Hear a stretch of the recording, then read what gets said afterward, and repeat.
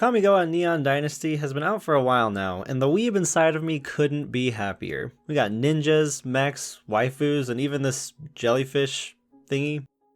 I'm sure you've already looked through the set and heard of all the commander combos that people are excited to try.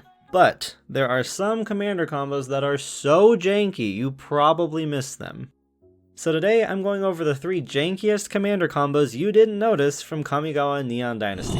It's Hidden Rocks Weeb Edition. First up is Mirror Box. This card is essentially Mirror Gallery's much more attractive older sister. Actually, wait a sec. If this set's in the future, then I guess it would be the much more attractive younger sister? FBI, open up! Anywho, aside from taking away the legend rule for your permanents, Mirror Box is also an anthem for your legends, and it pumps all of your non-token creatures equal to the number of creatures that have the same name as it. Comboing with the legend rule part of Mirror Box is pretty easy. Just pick any legendary permanent that's really good, and then make a lot of it. I'd say the best options as far as commanders go are Orvar and Kodama of the East Tree. If you clone your Orvar, then your Orvars can start cloning each other until pretty soon your board is just completely covered in squiggly boys. With Kodama, if you ever have 2 Kodamas on the board at the same time, then you can get infinite landfall triggers by just playing a bounce land. You can play the land and then bounce it back to your hand and replay it with the first Kodama, and then bounce it back and replay it with the second Kodama, and then just rinse and repeat that ad nauseum. But hold up, I'm not here to talk about the normie Mirror Box combos that you already knew about. I'm here to talk about the ones you missed. If you want to get more obscure, we'll have to look at Mirror Box's last ability. To make this ability work, we need a bunch of non-token creatures with the same name, which is a little hard to pull off in Commander. The most straightforward options are to play Shadowborn Apostle decks or play a ton of clones, but there's actually one more option that a lot of people missed. And that's basic lands. If you're playing a commander like Kamal, Bigger Kamal, or Jolrael, then you can turn a ton of your forests into creatures, and if you have a Mirror Box out, then they'll all get a huge power boost and let you smack someone straight out of the game. You can also get the same effect with something like Kamal's Will or Life and Limb. So if you're playing any of these man-land commanders, then definitely consider slotting a Mirror Box into your deck. Now before we get to the next combo, it's trivia time. There was a lot of hubbub around the new shrines in Kamigawa because a lot of people thought the word shrine on the type line meant that shrine is a creature type now.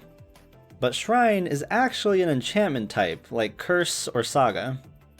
That means that this card is a creature that just doesn't have a creature type. So today's trivia question is, how many creatures in Magic don't have a creature type?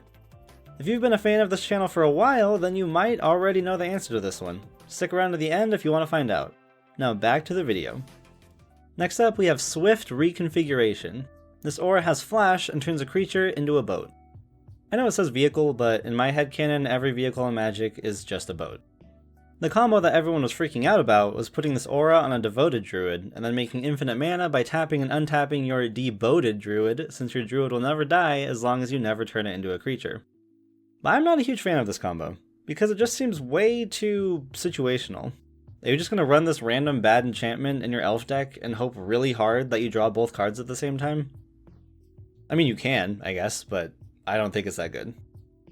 The best synergies are the ones that use your commander, because you know you'll always have access to it. And after searching through all the white commanders, I found one that synergizes super well with this aura.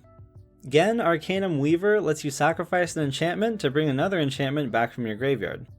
On the surface, Swift Reconfiguration already seems pretty good in a Gen deck because it's just a cheap enchantment. You can use it to turn a creature that's attacking you into a boat for a turn, and then sack it with Gen to bring back a huge enchantment.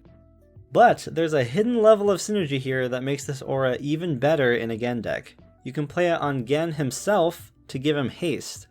If you play Gen and then turn him into a boat, then you can tap him that turn because he's not a creature. Then you can use Gen's ability to give up his boatness and get any other enchantment back from your graveyard. Hold on! You have a choice. You can have the boat, or the mystery box. What, are you crazy? We'll take the boat. No, not so fast, Lois. A boat's a boat, but the mystery box could be anything. It could even be a boat! You know how much we've wanted one of those? This isn't the craziest combo ever, but I think it's definitely good enough to merit running Swift Reconfiguration in any Gen deck. The fact that it's a haste enabler, a cheap enchantment, and also kind of a really, really bad path to exile in a pinch makes it a very flexible option. It can also save your Gen from someone else's path to exile if you time it right. The last combo today involves Tatsunari Toad Rider. This new Sultai commander lets you make a legendary frog that drains whenever you cast enchantments, and you can also make Tatsunari and the frog jump for 2 mana. So what amazing card did I find to combo with this commander, you ask? Negate. Yes, I just called Negate a combo piece, and you're probably thinking I've literally gone insane. And I will admit that I'm definitely stretching the definition of the word combo here to its absolute limit, but hear me out. Up until now, we haven't had a single good mono-black enchantment commander. There are some mono-black commanders that just happen to be enchantment creatures, and there's also Ephemia, but Ephemia's very bad. Since Tatsunari can be cast with only black mana, that makes him probably the best option for a mono-black enchantment deck. Now you will lose access to his activated ability, but that ability doesn't really matter for Commander that much, so it's not a big deal. But why would you want to give up playing all those blue and green enchantments? Well, there are some really good reasons to go mono-black in Commander. You get to play cards like Cabal Coffers, really bad Cabal Coffers, Crypt Gas, Defile, Mutilate, and Bubbling Muck if you have mostly swamps. Also, devotion cards like Grey Merchant, Nykthos, and Nyx Lotus get way better. And if you want to be a little mean, then you could throw in cards like Contamination and Infernal Darkness, which are like super black blood moons. They would fit perfectly in a mono-black enchantment deck. Alrighty, now that I've convinced you that playing a mono-black Tatsunari deck is actually a good idea, let's get to the combo. Imagine you pull out your Tatsunari deck, and for the first 7 turns of the game, you only play swamps and black cards. By that point, your opponents are going to catch on that you're playing a mono-black deck. And then, right when one of your opponents sees that all the blue players are tapped out and goes to play their Expropriate, you smack them upside the face with a negate out of literal nowhere. To the horizon, not a cloud, but then storming weather's go too cold. Seems like it crept up out of nowhere, all around you is not what to foretold. You never see it coming. You see that my mind is the best for eyes. Now you might be wondering how we'll cast the negate with our mono-black mana base, but it honestly shouldn't be too difficult. Your deck will probably already be running Arcane Signet and Fellwar Stone, which can both tap for blue, and you'll also probably have some treasure producers like Pitiless Plunderer and Revel in Riches. And of course, you don't have to go with exactly negate. You could switch it out for Counter Squall, Arcane Denial, Force Spike, Swan Song, or if you want to get super spicy, Pact of Negation. I would just avoid going for literal counterspell because the 2 blue mana might be a little tougher to pull off. So now for the real question. Does playing negate in a mono-black deck that can technically have 1 blue card in it count as a combo? I think that it technically does, because playing negate in an otherwise mono-black deck makes it a lot better because nobody will expect it or play around it. And this is my video, so I get to decide what counts as a combo. I hope you liked those super janky commander combos, and if you have any really obscure Kamigawa combos of your own, then leave them down in the comments. And now for the answer to the trivia question. The answer is 7 creatures. You have all 5 new shrines, the Shrine Daddy, and Prince Zuko.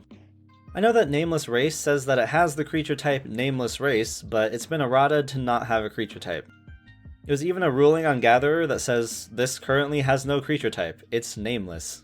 Go ahead and give yourself 7 lucky tofu points if you got that one right. And while you're at it, feel free to like and subscribe if you're enjoying the content, or check out my Patreon if you feel like supporting me directly. It really helps out a lot.